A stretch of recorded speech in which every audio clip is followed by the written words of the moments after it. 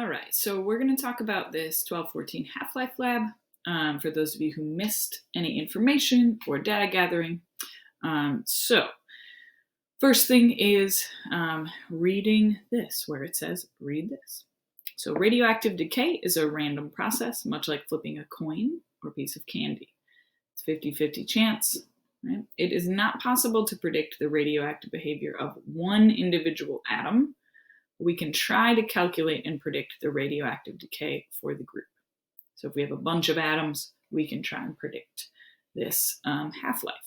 We will use candy, in our case we use M&Ms to understand this process better. I would encourage you to watch these videos on radioactive decay. This second one, where you say watch this whole video, will give you the definition for half-life here. And then think about why we're using M&Ms. You could also use Skittles as a good example for radioactive decay. There is an example in the video of them using coins, heads and tails, and that might give you a good idea for number 2. So make sure you get those pre-lab questions done. So what we then did is we had M&Ms, 100 M&Ms in a cup. I shook the cup, I poured it out on a plate, and then I counted the number of coins or candy that landed face up with the M on the candy, and I recorded that number after each trial. Okay, so after each half-life, which a half-life is one dumping out of the cup. Okay, so we got these numbers. Okay, we did a trial, and I did another trial and a third trial. And the reason we do 3 trials, usually 3 in science, is that you see these numbers aren't exactly the same. So you're not going to get the same every time. So you want to make sure you have 3 trials, and then we can use the average of those trials to get a better idea that's a little more accurate. Okay, so this is where we left off. Monday, we got those 3 trials, and then Wednesday, the 16th, in class, we talked about this table. So we are going to start off here, remembering that what we're talking about here is decayed atoms. So that means you have an unstable nuclei, right? Really not doing great, doesn't feel comfortable. So it wants to get rid of some particles or some energy.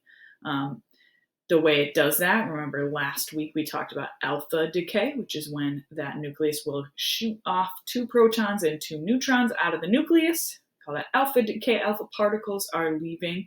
And then once that has happened, it's now more stable and we call it decayed, right? So with alpha particles that can do that. Beta particles, which is when one neutron in the nucleus, just one little neutron, splits into a negative and positive, an electron and a proton, and the electron gets sent out, right? Those are a little smaller than alpha particles. And then the third one is gamma rays, right? There's no particles leaving. What happens is it's like that nucleus is really uncomfortable in the position it's in. So those protons and neutrons in there, they rearrange. And when they do that, they release some energy. And that energy comes off as gamma rays. So when any of those 3 things happen, right, we call it decay, right? So that atom, once it does that, it has decayed, right? It is now stable. It's a little more comfortable. It's probably, if it was alpha or beta decay, it's now a different element, right? Gamma just means it let out some energy, right? Okay, so that is what we're talking about when we decay an atom. So our atoms are M&Ms, and when they landed with the M up, that means it had decayed, right? So some particle or wavelength was emitted, and then we had the ones that were face down, the M down, those had not decayed yet, and we put those back in the cup, and then we dumped them out again. And then we took out and counted the ones that had an M up that were decayed, and we kept doing that until there weren't any more M&Ms. Okay, so we're going to do a little math with this table. And there's an edit I need you to make. Okay, I made a mistake. Okay, this should not be 1. This should be 0, and therefore this should be 1, 2, 3, 4, 5, 6, 7, 8, and 9. So if you need to pause and make that edit, please do so. All right, the other thing that was pointed out was we had some blank spots in trial 2 and 3. We can fill in zeros for those. Okay. And now what we're going to do, just for ease, I'm going to split this column into 2 sections. So what we're going to do is we're going to calculate first the average of all the trials together. So how many candies, how many M&Ms decayed in at half-life number 0, right? And we take all 3 numbers to average, right? We're going to add them up. So our first one's really easy: 0, 0, and 0. So I'm going to zoom in a little here, and we can write that this is all our numbers, 0 plus 0 plus 0. We're going to add those up first and then divide by how many numbers we're adding. So 3 numbers. And in this case, we get 0. That one is pretty easy. Okay. Let's take a look at the next one. 38 plus 53 plus 49 divided by 3. Okay. 38 plus 54 plus 49 divided by 3. And when we do that one, we get 46.6. Okay. 46.6.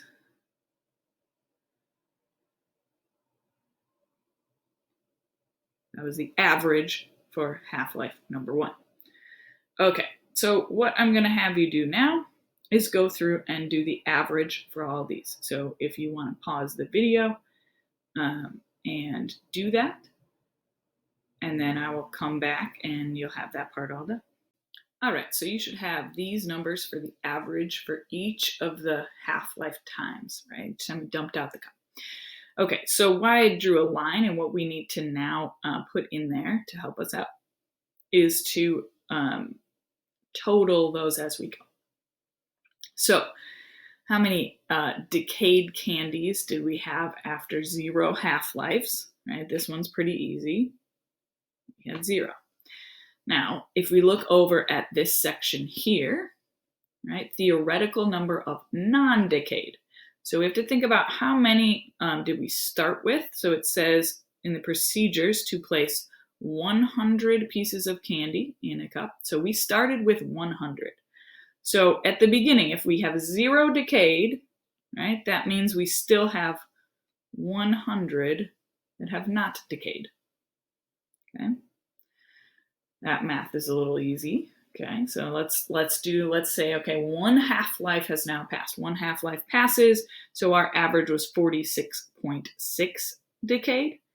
Okay, so our total number of decayed after 1 half-life is still that number, right? 46.6. Okay, and that means this number is no longer, a non-decayed number is not 100 anymore. Right? It's 100 minus how many decayed. And we just calculated how many decayed over here, how many total decayed we have. So here we calculated how many decayed in that round, and that was 46.6, right? So we are going to subtract 46.6 from 100. All right. What do we get? We get 53.4. Okay, so 53.4, that's our non-decayed total. So we're going to do one more together, and then I'm going to have you finish these 2 columns. Pause and finish these 2 columns, and we'll come back. Okay, so we'll do one more. So in the second half-life, our average was 25.6. Okay. So we need to do a little math now. Last time we decayed 46.6. So now what we need to do is we need to add 25.6 to 46.6. So we're adding 25.6 here to get our new number. All right. Okay, so this is a 2. Carry the 1 over there. 7. There's 12. There's 5. There's 7. 72.2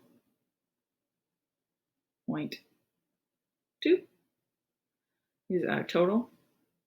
This is, again, this is how many total candies have decayed. Okay, so we take our 53.4 and we subtract out how many decayed in the next half-life. Right, so we take this, 25.6, take it out of 53.4. I already forgot, 25.6. Okay, so we subtract out 25.6. Okay. So we take that out and we get 27.8. Right? 27.8. Okay. So now I want you to pause the video and I want you to complete the rest of these columns here. And when you're ready to check your answers, you can press play again.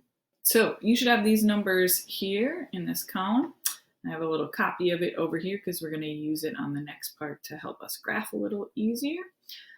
So check your answers, make sure they're right there. So what we see is our theoretical number of non-decayed going down because our number of decayed is going up, right?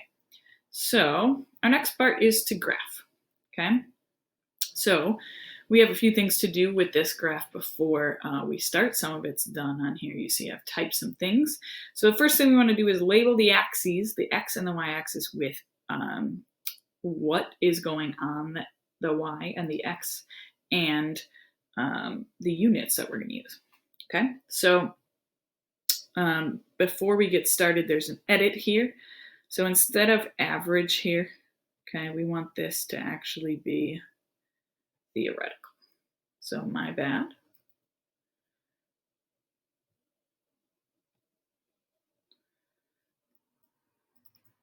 Radical. Okay, we want this to actually be theoretical, not average. Okay, so make that change. And then you can cross out this.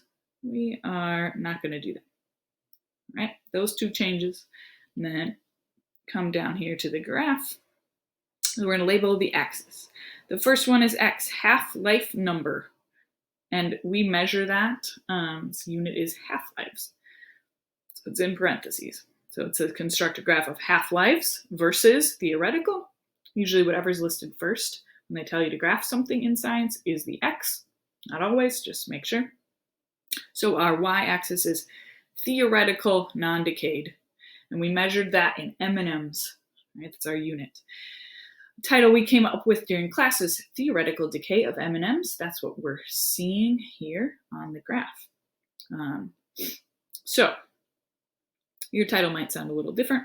The other thing we have to do is add some numbers to this graph. We want to figure out how much is every line, right, going to be worth, right?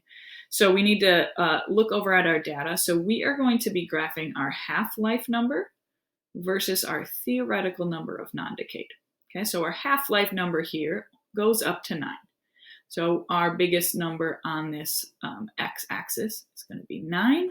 So what I like to do is think about how can I spread this graph out so it's filling up the most space, right? So if I go just with a 1 here at this first line, it's only going to go to here. It's only going to take up this amount of space, right?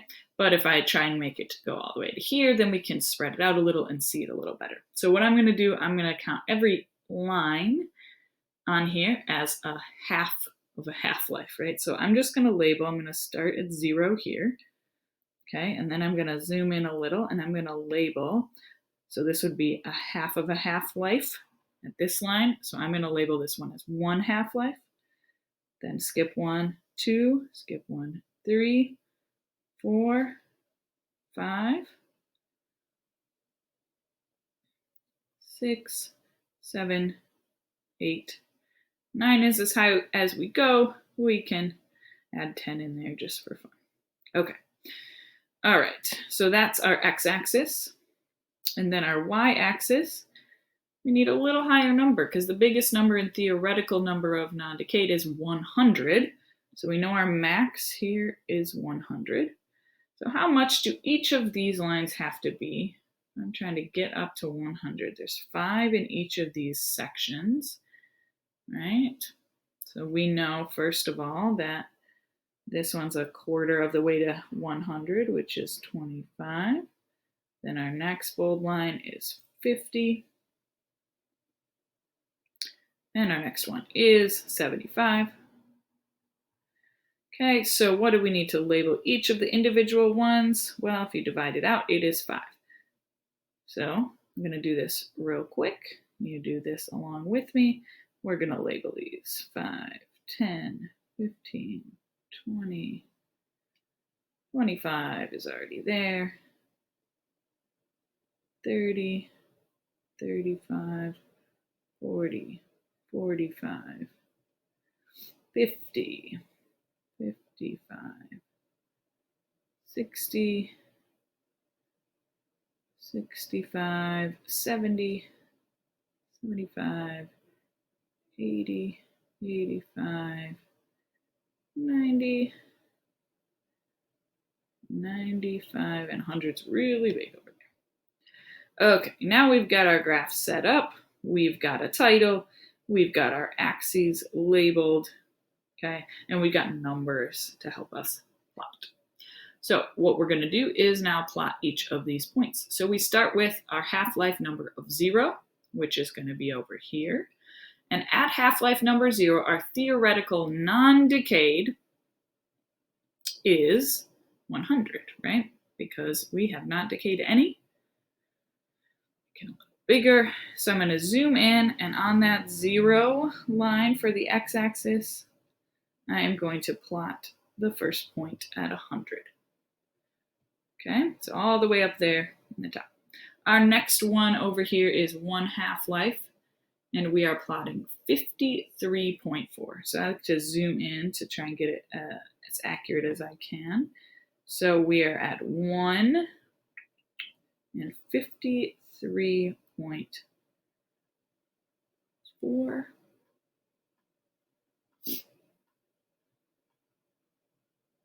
Okay, so 53.4 and 1 is about right there.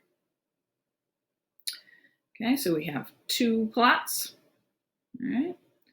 So I want you to go through and plot the rest of the points. Pause the video here, and we will continue on when you're done, and you can check your points.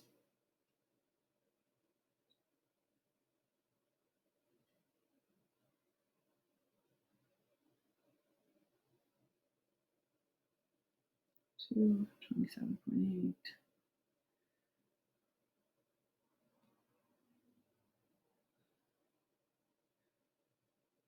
3, 14.8.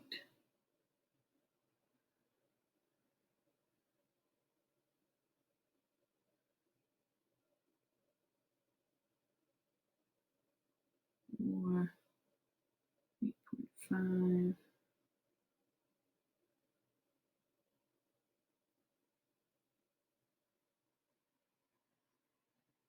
5 is 4.5.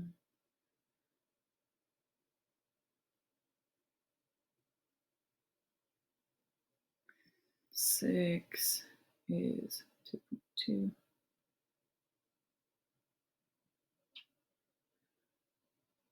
7 is 1.2. 8 is 0.6.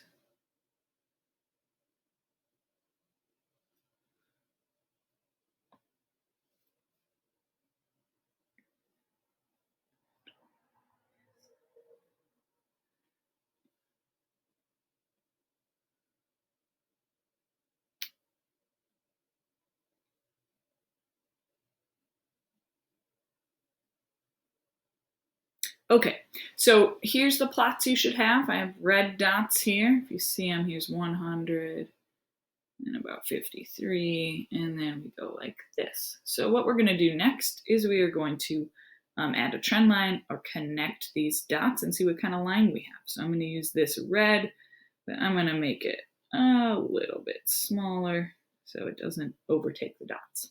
Okay, this part I'm not very good at. Work with me here. Okay, we're going to kind of try and make it through all these dots. Okay, that was decent. All right, so add your trend line in there. Is it a straight line? Diagonal? Like, does it run or is it curved? Definitely curved, right? Okay, the next thing we talked about was part E, using I squared. So if you remember this from science class last year, or you've done it before in math, or maybe geography, right? Use the I squared method, which the first thing you do is identify. So you're just saying, I see. What do you notice? What do you see on the graph? You're not telling me what it means. You're not giving me any math formulas. You are just saying, this is what I see. Okay. So one example we had from class was that the line is going down. The line is going down. Okay. So that could be one IC. You should probably have 2 or 3 for this one. But you're going to come up with some. What do you notice on the graph? Okay. Then what it means is the part where you kind of interpret that mathematically. What is that telling us? If the graph is going down, what does that mean? So that's when we start to look at the axes and what we measured, what we plotted.